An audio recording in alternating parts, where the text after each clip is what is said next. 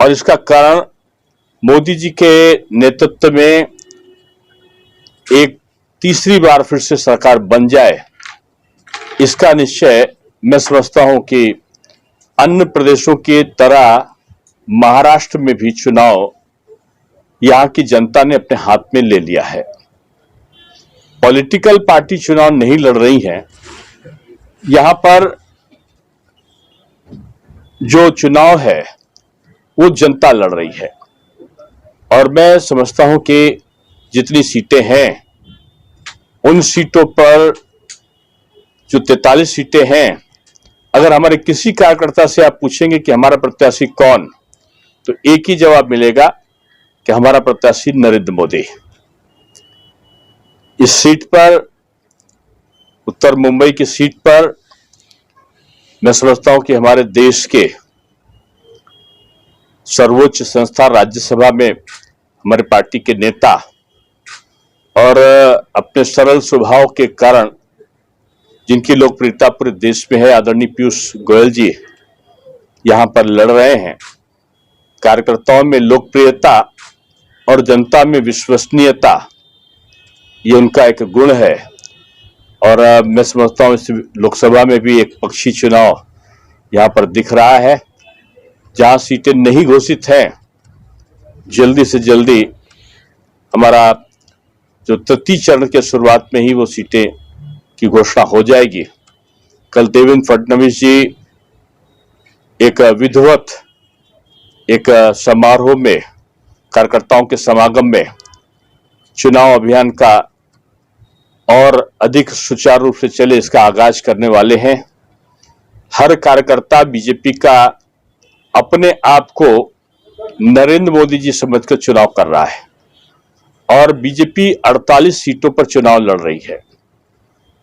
हर seat पर जो हमारे मित्र पक्ष हैं उनमें भी बीजेपी बड़े भाई का रोल अदा कर रही है और उनकी सीटों पर भी अग्रता हासिल करके वो चुनाव लड़ रही है। इसलिए मैं कह सकता हूं कि आने वाले जो 4 जून है, देश तीसरी दिवाली का इंतजार कर रहा है। 6 महीने के अंदर 3 दिवाली, इतिहास का ये एक बड़ा अंग बनेगा। हमने नवंबर में अपना त्योहार दीपावली मना के लक्ष्मी जी की पूजा की थी। हमने 22 जनवरी को राम मंदिर का निर्माण करके रामलला की पूजा की थी। और मैं समझता हूं कि बीजेपी सरकार बनने के बाद 4 जून को जब हम दिवाली मनाएंगे तो अपनी जनता जनार्दन की पूजा करने का भाव पूरे देश में होगा और ये चुनाव अंतर्राष्ट्रीय स्तर पर भी असर डालने वाला है। मोदी जी एक विश्व के बड़े नेता बनकर उभरे हैं और इस चुनाव के बाद भारत की स्थिति और मजबूत होने जा रही है। राहुल गांधी जी का यह वक्तव्य कि वो विरासत को भी बांट देंगे।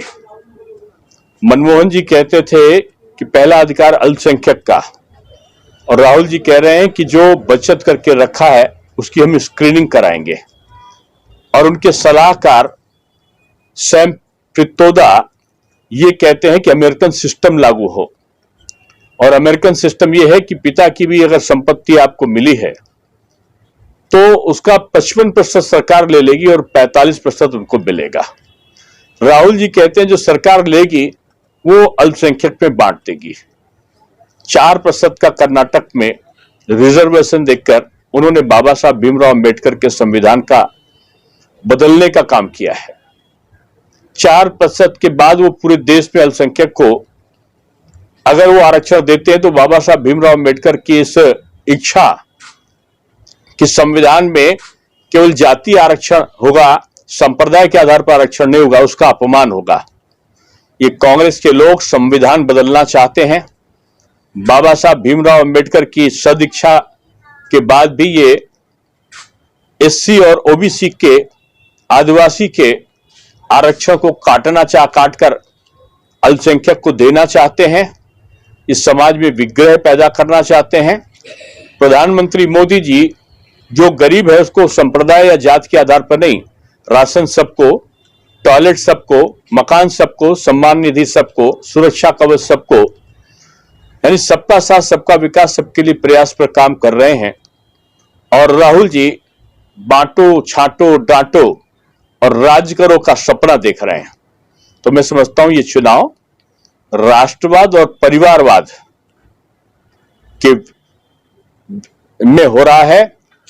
ये चुनाव में एक तरफ राम को, भगवान राम को मानने वाले, अंबेडकर जी का सम्मान करने वाले लोग हैं, दूसरी तरफ चुनाव में अंबेडकर जी को दो बार हराने वाली कांग्रेस और राम को काल्पनिक बताने वाली कांग्रेस और उसको सहयोग करने वाले उद्धव पक्ष की शिवसेना है, जिसने अपना चोला राम नाम का उतार दिया है। तो मैं समझता हूं कि इसमें राष्ट्रवादी ताकतें विजय होंगी।